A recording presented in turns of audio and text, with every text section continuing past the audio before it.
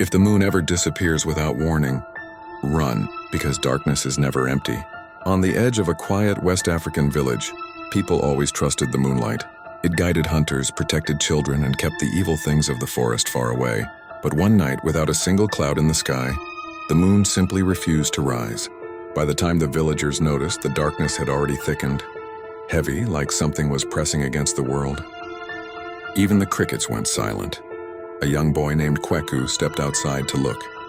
The air felt colder than it should, and from the forest came a slow, dragging sound like something waking up.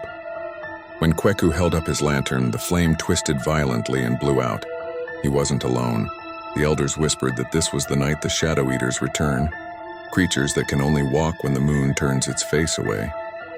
If you're still watching this, follow now, because what Kweku saw next will never leave your mind. Kweku felt a hand, thin, icy, grab his ankle.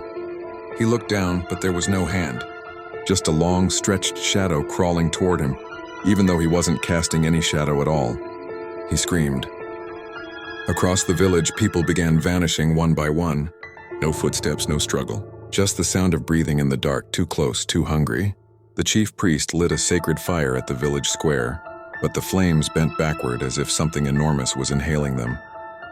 Kweku ran to the center of the village only to see shadows climbing the walls like living things. Faces formed inside them, faces of villagers already taken.